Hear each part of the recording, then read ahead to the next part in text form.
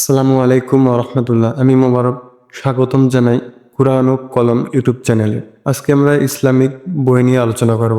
চলুন শুরু করা যাক। ইসলামিক বইটির নাম হলো অমুসলিমদের সাথে যেমন ছিলেন রাসূল সাল্লাল্লাহু আলাইহি ওয়াসাল্লাম, সর্বকালের সর্বসাধারণের প্রতি। আপনারা ইসলামের বিধিবিধান ও মুসলিমদের ইতিহাসকে তার সঠিক উৎস থেকে জানুন। আমরা অতীত ও বর্তমানে ইতিহাসে ও বাস্তবে অনেক জুলুমের শিকার হয়েছি। আমাদের অনেক ইতিহাস লিখিত হয়েছে আমাদের শত্রুদের হাতে। আমাদের অনেক সূক্ষ্ম সূক্ষ্ম বিষয় ও অনেক ভেদ রহস্যের কথা রচিত হয়েছে আমাদের প্রতি হিংসা বিদ্বেষ পোষণকারীদের কলমে। এটি তো ইনসাফের কথা হতে পারে না যে মানুষ আমাদের ঘটনা শুনবে এমন কারো নিকট থেকে যে আপনাদেরকে ঘৃণা করবে। এটাও ইনসাফের দাবি নয় যে আমরা ইসলামের একনিষ্ঠ ধারক বাহকদের রচনা বাদ দিয়ে অন্যদের মিথ্যা ও বানোয়াট কথার উপর নির্ভর করব। ইসলামের ইতিহাসকে উদ্দেশ্য প্রণোদিতভাবে জাল করা হয়েছে এবং স্বেচ্ছায় স্বজ্ঞানী এ বিকৃতি সাধন করা হয়েছে। পশ্চিমারা ও স্বার্থবাদী মহলের অনেকেই মুসলিম উম্মাহ মস্তিষ্ক বিকৃত করা ও সভ্যতার ইতিহাসকে কলঙ্কিত করার প্রয়াস চালিয়েছে। তাদের কেউ জাল ইতিহাস রচনা করেছে, আবার কেউ করেছে বিকৃত সাধন। কেউ সঠিককে ভুল যাওয়ার ভান করে অশুদ্ধকে গ্রহণ করে নিয়েছে, আবার কেউ মানবীয় দোষ ত্রুটিকে প্রকাশ করে গুণ গরিমা সম্পর্কে নীরবতা প্রদর্শন করেছে। এসব কিছু করেছে তারা গভীর ষড়যন্ত্র ও সুবিন্যস্ত পরিকল্পনার অংশ হিসাবে। ফলে ইসলামী ইতিহাসের নতুন এক বিকৃত রূপ ও কাঠামো তৈরি হয়েছে। অমুসলিমদের সাথে যেমন ছিলেন রাসূল সাল্লাল্লাহু আলাইহি সাল্লাম। ডক্টর রাঘেব শারজানি। চলুন সূচিপত্রটি পড়ে নেওয়া যাক। প্রথমেই ভূমিকা। এ মহাসত্যের কেন এত বিরোধিতা? ইসলাম বিরোধীদের শিকড় সাধনে। অমুসলিমগণ কোথায়? প্রথম অধ্যায় ইতিহাসের দৃষ্টিতে মানুষ। দ্বিতীয় অধ্যায় অমুসলিমদের স্বীকৃতি। প্রথম পরিচ্ছেদ রাসূল সাল্লাল্লাহু আলাইহি ওয়াসাল্লাম কর্তৃক অমুসলিমদের স্বীকৃতি। রাসূল সাল্লাল্লাহু আলাইহি ওয়াসাল্লাম কর্তৃক অমুসলিমদের স্বীকৃতি। দ্বিতীয় পরিচ্ছেদ অমুসলিমরা কি মুসলিমদের স্বীকৃতি দেয়? তৃতীয় অধ্যায় অমুসলিমদের প্রতি রাসূল সাল্লাল্লাহু আলাইহি ওয়াসাল্লাম সম্মান প্রদর্শন।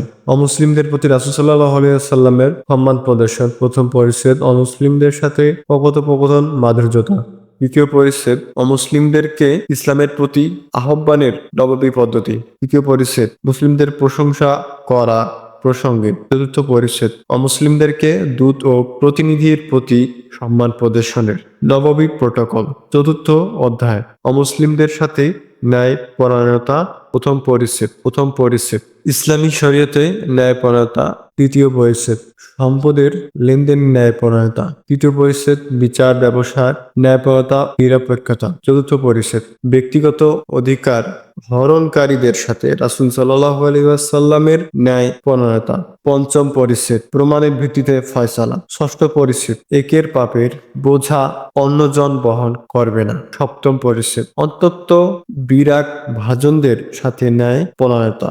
প্রথম পরিচ্ছেদ অমুসলিমদের সাথে সদাচরণ। প্রথম পরিচ্ছেদ অমুসলিমদের সাথে সদাচরণ ঐশী পদ্ধতি। দ্বিতীয় পরিচ্ছেদ অমুসলিমদের সাথে রাসূল সাল্লাল্লাহু আলাইহি ওয়াসাল্লামের সদাচরণ। তৃতীয় পরিচ্ছেদ রাসূল সাল্লাল্লাহু আলাইহি ওয়াসাল্লামের নির্যাতনকারী অমুসলিমদের সাথে তার সদাচরণ। ষষ্ঠ অধ্যায় রাসূল সাল্লাল্লাহু আলাইহি ওয়াসাল্লাম ও বিরোধী নেতাদের সাথে তার সদাচরণ। প্রথম পরিচ্ছেদ মক্কার শত্রু নেতাদের সাথে রাসূল সাল্লাল্লাহু আলাইহি ওয়াসাল্লামের সদাচরণ। আবু সুফিয়ানের সাথে রাসূল সাল্লাল্লাহু আলাইহি ওয়াসাল্লামের সদাচরণ।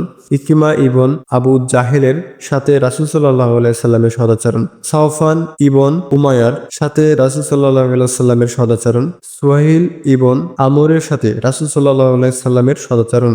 ফুজালাহ ইবন উমাইয়ের সাথে রাসূল সাল্লাল্লাহু আলাইহি ওয়াসাল্লামের সদাচরণ। 6 হিনদ বিনোদ উতবা এর সাথে রাসূল সাল্লাল্লাহু আলাইহি ওয়াসাল্লামের সদাচরণ। তৃতীয় পরিচ্ছেদ অন্যান্য গোত্রের শত্রু নেতাদের সাথে রাসূল সাল্লাল্লাহু আলাইহি ওয়াসাল্লামের সদাচরণ। মালিক আউফ আন নাসরির সাথে রাসূল সাল্লাল্লাহু আলাইহি ওয়াসাল্লামের সদাচরণ। আদি ইবন তামিম তাঈর এর সাথে রাসূল সাল্লাল্লাহু আলাইহি ওয়াসাল্লামের সদাচরণ। প্রথম পরিচ্ছেদ ইসলামী শরীয়তে ন্যায়পরায়ণতা। তৃতীয় পরিচ্ছেদ সম্পদের লেনদেন ন্যায়পরায়ণতা। তৃতীয় পরিচ্ছেদ বিচার ব্যবসার ন্যায়পরতা নিরপেক্ষতা। চতুর্থ পরিচ্ছেদ ব্যক্তিগত অধিকার হরণকারীদের সাথে রাসূল সাল্লাল্লাহু আলাইহি ওয়াসাল্লামের ন্যায় পরায়ণতা। পঞ্চম পরিচ্ছেদ প্রমাণের ভিত্তিতে ফয়সালা। ষষ্ঠ পরিচ্ছেদ একের পাপের বোঝা অন্যজন বহন করবে না।